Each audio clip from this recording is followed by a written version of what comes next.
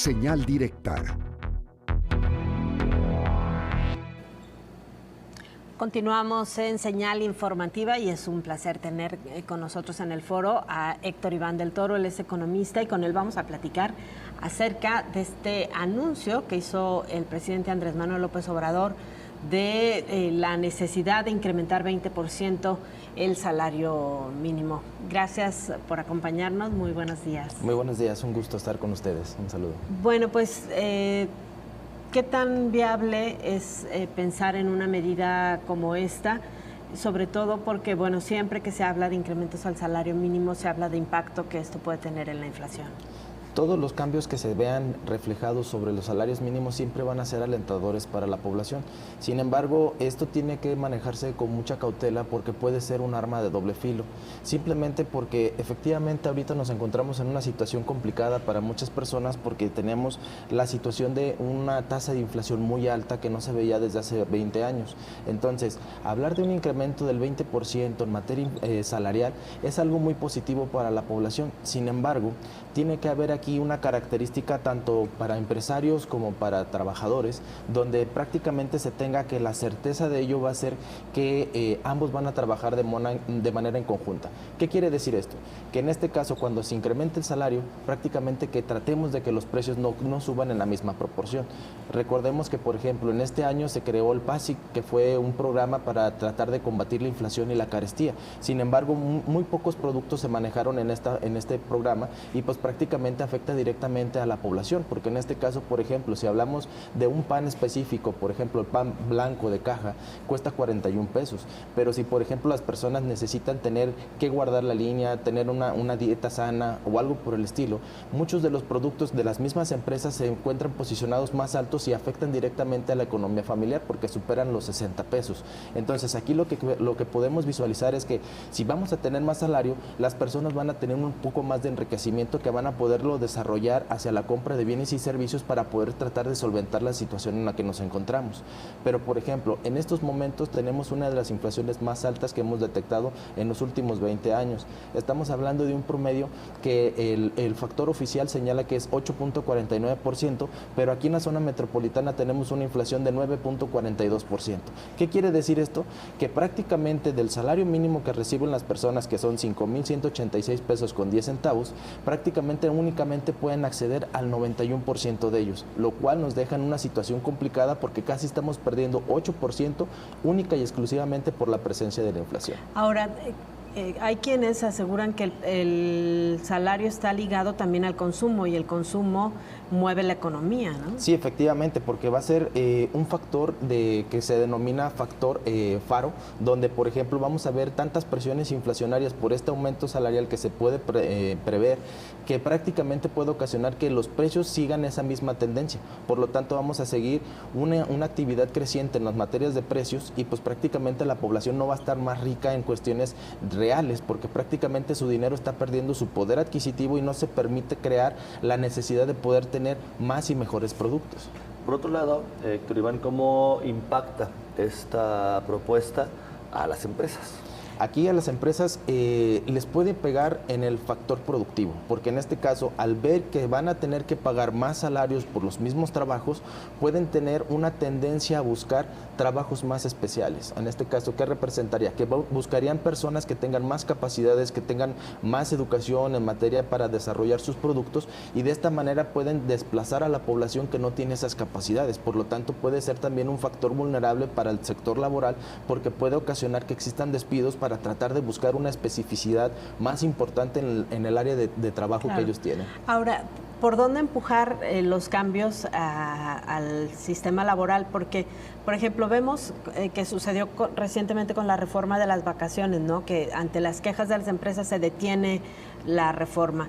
Supongo que con el tema del salario también siempre va a haber resistencia de las empresas, pero ¿cuándo va a cambiar la situación de los trabajadores. Hay que recordar que, por ejemplo, cuando se están haciendo ese tipo de análisis, la CONASEMI, que es la encargada de generar la estabilización de los salarios mínimos, ahí tiene una participación tanto de sindicatos, empresarios y de trabajadores para tratar de llegar al punto mediático más importante donde se pueda estabilizar cuál será el mejor punto focal para, en este caso, el incremento salarial. En este caso, las empresas sí tendrían que tener esa postura de tratar de asegurar que el trabajo de prácticamente, valga la redundancia, de los trabajadores se premie con la finalidad de que no se pierdan estos empleos y que en este caso la población pueda tener la adquisición de los productos que ellos están tratando de incorporar en el mercado. Porque hay que recordar que si no tenemos esa vinculación tanto de empresarios como trabajadores, las empresas van a empezar a tener pérdidas por no posicionar sus productos y las personas no vamos a poder tener la capacidad de adquirir los bienes y servicios, dificultando la situación económica del país. Porque hay que acordarnos que la productividad de nuestro país va en esa relación, donde estamos teniendo alta productividad y tenemos alto consumo a partir de los salarios mínimos. Ahora los créditos también se pueden incrementar. En este caso, por ejemplo, hay que recordar que las tasas de interés se han incrementado en 10 ocasiones en lo que va del año.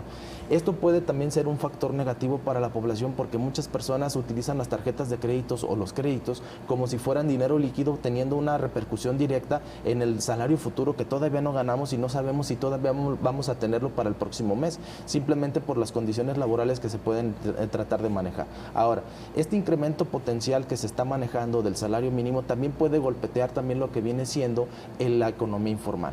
¿Qué quiere decir? No quiere decir que sea algo negativo, sino que en este caso muchas personas, al ver que no tienen la capacidad de adquirir los bienes y servicios, se van a ir al comercio informal para tratarlo de obtener, y esto puede ser también una fuga de intereses para lo que viene siendo la captura de los impuestos por parte del sector oficial o gubernamental, y de esta manera tener una afectación directa para la población. ¿Cuál sería entonces el cálculo o qué factores tendrían que tomarse en cuenta para un incremento al salario mínimo que sea justo, pero que no tenga o que no genere problemas a la economía? Es que comúnmente aquí siempre va a haber afectaciones. Nosotros en economía siempre vemos que una repercusión trae cierta clase de contrastes negativos y positivos en el corto plazo.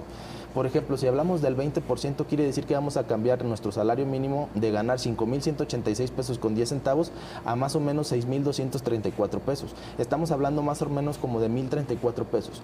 Todos los incrementos que vayamos a ver son positivos para la población, pero por ejemplo, este año 2022 tuvimos uno de los incrementos más importantes que se ha dado a través de la historia, que fue del 15%. Sin embargo, ¿qué fue lo que pasó? Se dio en el mes de enero, y para el mes de febrero nosotros ya teníamos difuminado eso. ¿Por qué? Porque prácticamente vimos cómo se fue la alza de todos los precios de los productos y lo vimos simplemente, por ejemplo, en el gas LP, que pasó de 534 pesos a 686 pesos. Prácticamente el incremento que se había otorgado se difuminó simplemente por las condiciones. Ahora, en estos momentos ya nosotros estamos previendo una situación complicada para el próximo año porque, por ejemplo, las cartas catastrales han empezado a incrementarse por parte de nuestros gobernantes. ¿Qué quiere decir? Que el próximo año vamos a pagar más predial. Entonces, estos incrementos que se nos están dando, pues prácticamente se van a ver diluidos simplemente por los incrementos que se estén dando en materia de impuestos y de los precios que vamos a manejar en los próximos tiempos, porque hay que recordar que estamos en etapas prenavideñas donde muchos de los productos se incrementan, por ejemplo, lo que viene siendo jitomate, lo que viene siendo la tortilla, el pan, algunos cárnicos, el pollo. Entonces, al ver todo este volumen que se va incrementando de precios y de productos, vemos una afectación mayúscula. Y en este caso, por ejemplo, al término del 2022, después viene la cuesta de enero.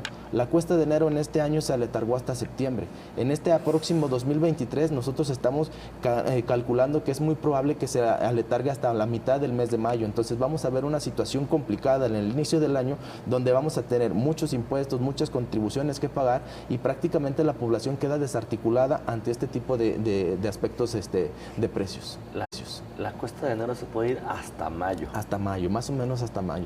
Que fue un poco lo que tuvimos este año. Exactamente, ¿no? De hecho nosotros calculábamos que iba a ser a principios de junio, pero se aletargó hasta septiembre por las condiciones, digamos, extraordinarias que fue la guerra entre Rusia y Ucrania, la situación de la pandemia, y trajo una situación complicada de desequilibrio para la población. Que eso es importante que lo menciones tú, porque justo luego se viene como esta bola de nieve, ¿no? O sea, se va aletargando la cuesta de enero y eso obliga muchas veces a la población a sacar créditos, que usted bien lo señala, se ha incrementado 10 veces la tasa de interés en lo que va del año y bueno, esto pues se puede seguir como alargando. Esto sumado, que ya lo mencionaba también usted, al incremento que se ha dado en tema de canasta básica y en tema de servicios. Sí, exactamente. Por ejemplo, aquí también una preocupación importante para la población es que, aunque en este año se han creado muchos empleos, los empleos no han tenido la capacidad salarial que se tenía antes de la pandemia. Entonces, no hemos resarcido todavía una problemática cuando ya nos estamos enfrentando a una problemática nueva.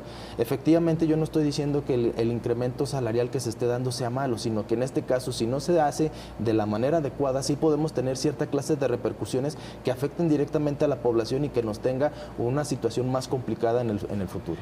Y me gustaría ahondar en este tema del control de la canasta básica y bueno, pues esto que el gobierno federal presume como un éxito por los precios que se han logrado contener, pero que como bien menciona, pues hay otros productos que se fueron completamente de las manos de la economía, ¿no?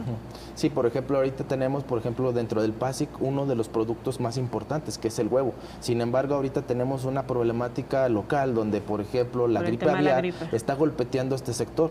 Están sacrificando animales, están teniendo una forma de tratar de contener, pero esto trae cierta clase de presiones donde los precios de los productos se van a ir incrementando.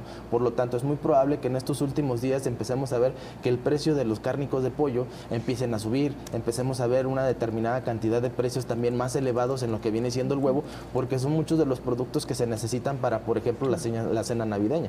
Muchas familias no tienen la capacidad de decir, voy a comprar un pavo para Navidad, pero lo voy a hacer a través de un pollo. Sin embargo, si empiezan a subir los precios, pues tenemos una situación complicada para las familias. Ahora, este tipo de circunstancias afecta directamente el consumo familiar, porque muchas veces la población son los productos que más son recurrentes en su economía y al incrementárselo, pues prácticamente tenemos una forma de afectación directa para ellos, teniendo una complicación.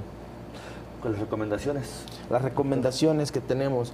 Aquí lo que más se recomienda a la población es hacer un presupuesto familiar, ver qué es lo que tengo, cuál es lo que me permite mi dinero alcanzar y tratar de cubrir todas aquellas expectativas en materia de impuestos y créditos que tenga con la finalidad de tratar de pagarlos lo antes posible para hacer rendir un poco mi dinero, tratar de disminuir lo que viene siendo los gastos hormigas para tratar de no afectar mi consumo familiar y que mi núcleo familiar no se encuentre en una situación de declive, porque es una fuga muy importante de dinero y pues prácticamente tratar de no echarnos créditos que no necesitemos, porque muchas veces las compras prácticamente que no necesitamos es lo que es más recurrente, donde nosotros prácticamente podemos tener un vacío económico dentro de nuestras familias. Claro, nada más muy brevemente porque ya nos tenemos que ir.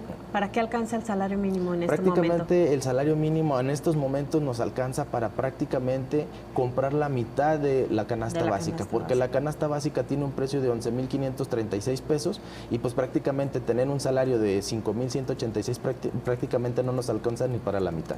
Muy bien, muchísimas gracias. Al contrario, gracias un por gusto. la visita.